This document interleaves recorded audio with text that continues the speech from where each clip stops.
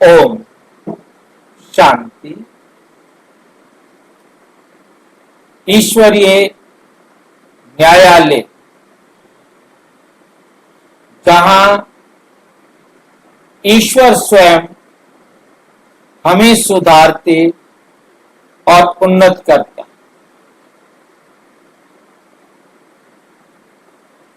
एक वंडरफुल ब्रह्मा बाबा के जीवन का अनुभव, जहां ईश्वरीय न्यायालय है और जहां स्वयं ईश्वर जो है सबको सुधारते हैं, उन्नत करता है। ब्रह्मा कुमारी दिव्य न्याय प्रणाली आज का वंडरफुल टॉपिक है। न्यायालय जहां ईश्वर विराजमान है, ऐसा न्यायालय इस धरती पर और कहीं नहीं हो सकता।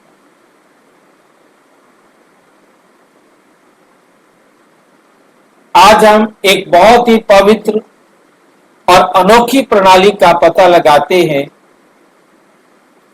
ऐसा कुछ जो किसी भी सांसारिक संगठन में कभी नहीं देखा गया,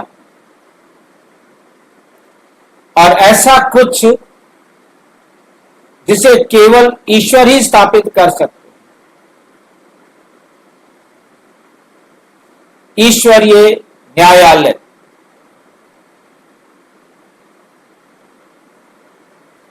नंबर 1, सत्य, परिवर्तन और आत्म शुद्धि का एक प्रेम पूर्ण स्थान, जहां ईश्वर न्यायाधीश, पिता और शिक्षक है, जहां ईश्वर स्वयं जज है और पिता भी है और शिक्षक। नंबर 2, इस न्यायालय में किसी को भी दंडित नहीं किया गया।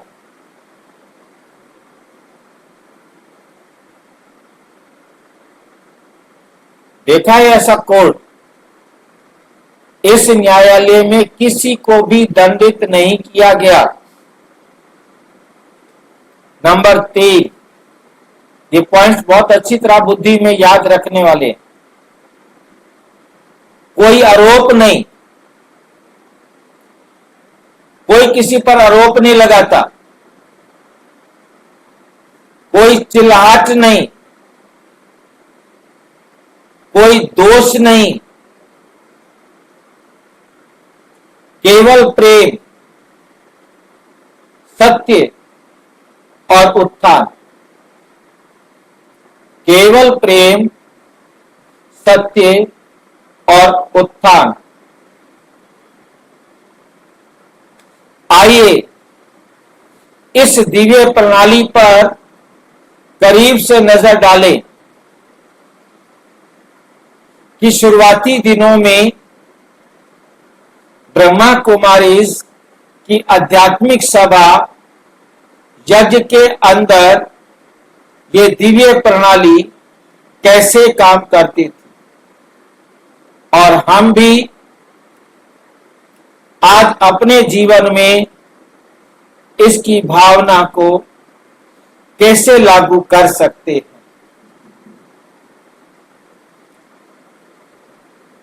एक ऐसा न्यायालय जैसा और कोई नहीं। ये न्यायालय किसी कोर्ट रूप में आयोजित नहीं किया गया। इसके लिए कोई कोर्ट रूम भी नहीं बना होगा। तुम समझ रहे हैं? कोई अपील नहीं करता, कोई दलील नहीं देता।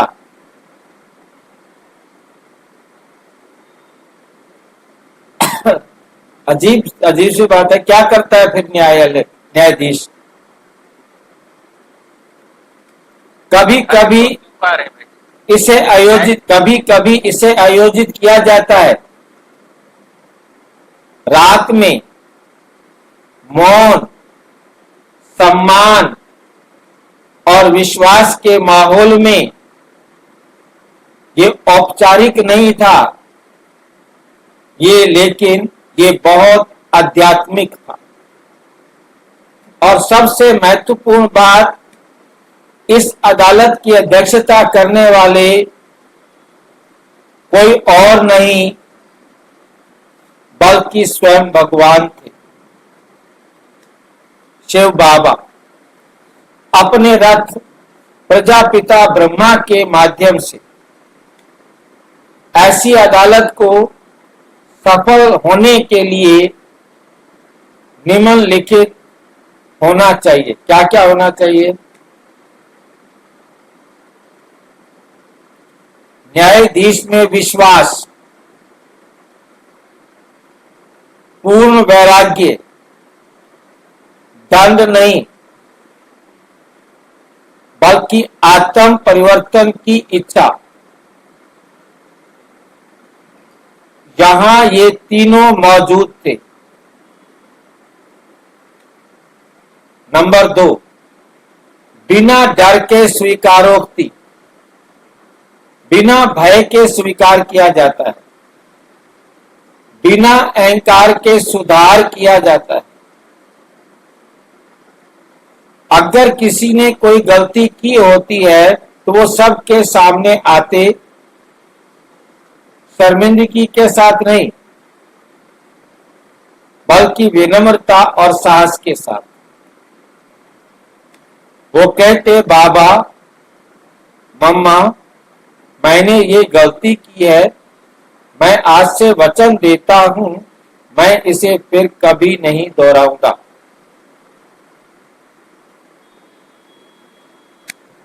कोई अपराध बोध नहीं था, कोई सजा नहीं थी और कोई अपमान नहीं था। केवल नए सिरे से शुरुआत करने और बाबा की प्रेम की दृष्टि प्राप्त करने का अवसर था। कभी कभी अगर कोई किसी अन्य आत्मा को गलती करते देखता था तो वो उसे धीरे से सामने लाते थे, दोष देने के लिए नहीं बल्कि उन्हें ऊपर उठाने के लिए। उद्देश्य उजागर करना नहीं था बल्कि मदद करना था।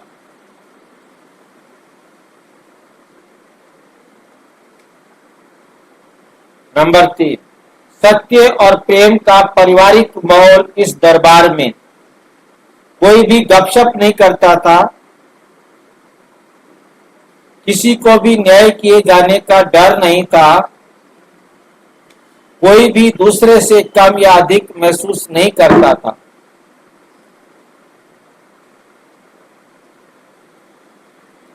ब्रह्मा बाबा और मम्मा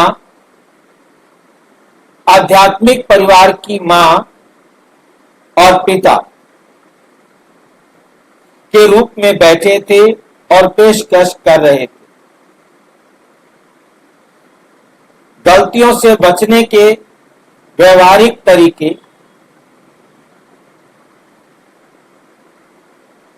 संस्कारों को बदलने के लिए आध्यात्मिक ट्रिक्स,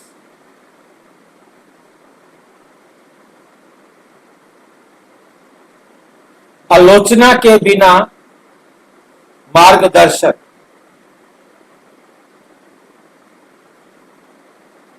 यहां तक कि वस्तुओं या परिवर्तनों के लिए अनुरोध भी सभी की उपस्थिति में खुले तौर पर किया जाता था। इससे ईर्ष्या दूर हो जाती थी और पक्षपात की अफवाहें खत्म हो जाती थी।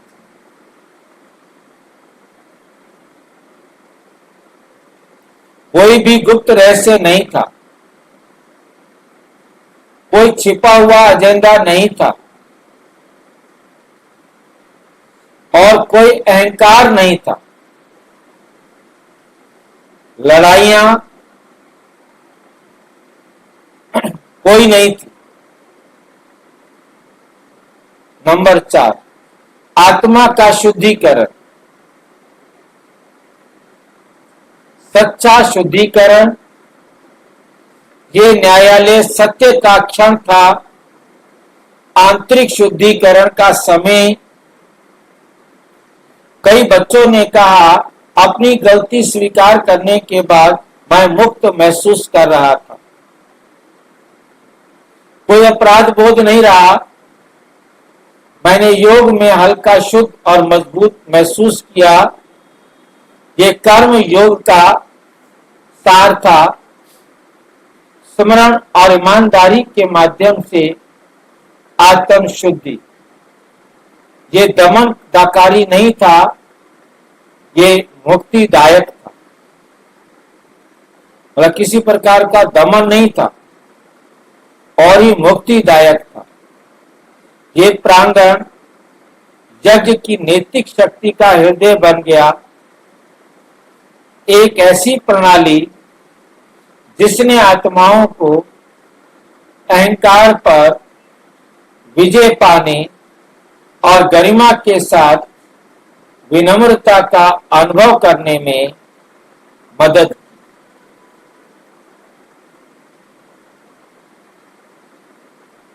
5, आत्मा का गीत। ईश्वर के प्रति कृतज्ञता।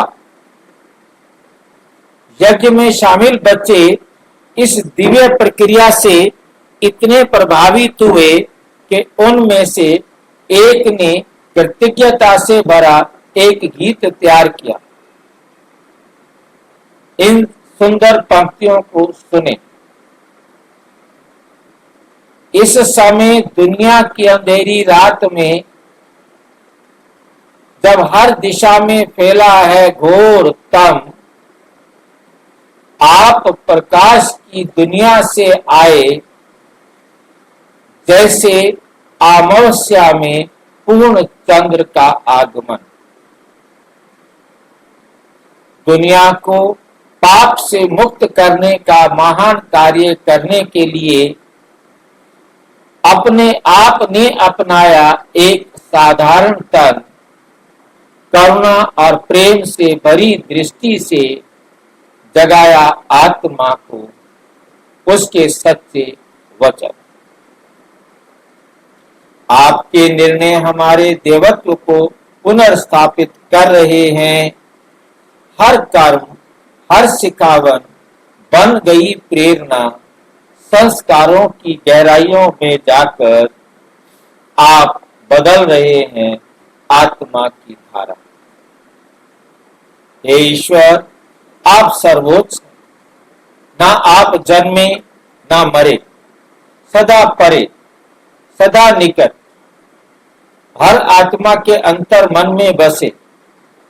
शुद्ध नई दुनिया के निर्माता हैं, जहां ना द्वेष है, ना भय है, ना कोई अशुद्ध विचार।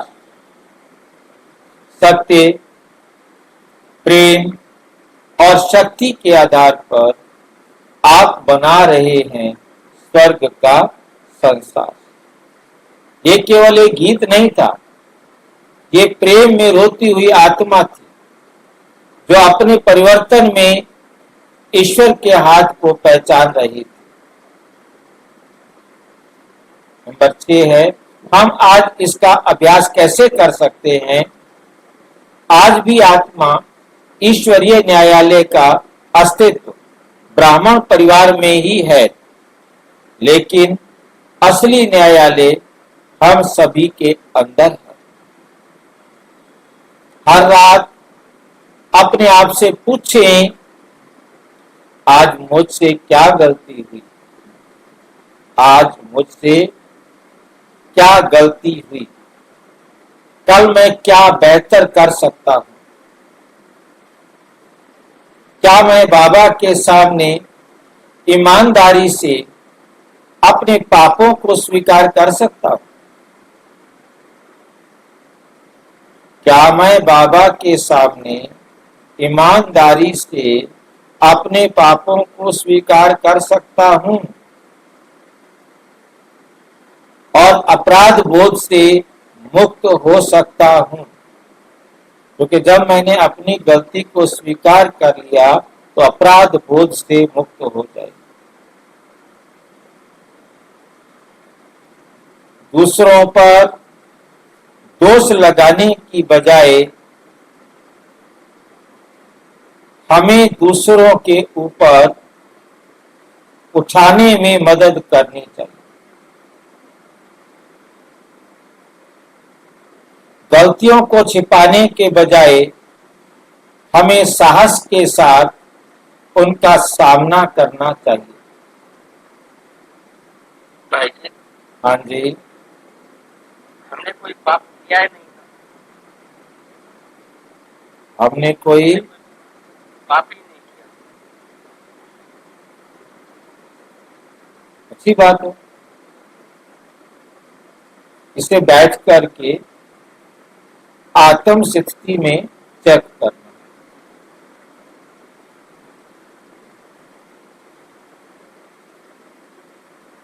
अहंकार की बजाय हमें विनम्रता को चुनना चाहिए। यही सच्ची तपस्या है। निष्कर्ष, प्रेम आधारित न्याय की दिव्य प्रणाली। प्रेम आधारित न्याय की दिव्य प्रणाली प्रिय आध्यात्मिक आत्माएं, ईश्वरीय न्यायालय कभी भी नियंत्रण के बारे में नहीं था। कभी भी नियंत्रण के बारे में नहीं था। ये मुक्ति के बारे में था। ये ईश्वर का न्याय था, भय का नहीं, बल्कि सत्य और दया का। ये एक ऐसा स्थान था जहां गलतियां विकास के अवसर थी। सत्य को प्रेम में साझा किया जाता था, अहंकार को विनम्रता में घोल दिया जाता था, और ईश्वर का प्रेम सुधार की नींव बन जाता था। आइए हम हर बातचीत को साफ, हर इरादे को शुद्ध और हर बातचीत को लाभकारी बनाकर इस विरासत को आगे बढ़ाएं। आइए हम ऐसी आत्माएं बने जिन पर ईश्वर स्वयं भरोसा कर सके कि वे अपना न्याय करें। प्रेम के साथ वो अपना न्याय करेंगे। और कैसे करेंगे? प्रेम के साथ। ईश्वर के सत्य का प्रकाश हमारे हृदय में चमके, जैसे कि ईश्वरीय न्यायालय में चमकता।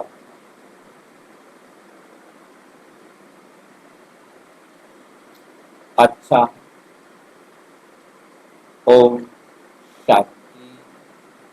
और विस्तार से जानने के लिए विश्व में 140 देशों में प्रजापिता ब्रह्मा कुमारी ईश्वरीय विश्वविद्यालय के किसी भी सेवा केंद्र पर संपर्क करें।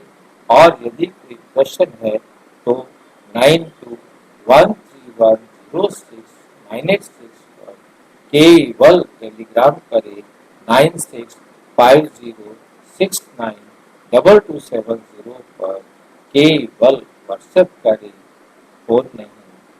ओम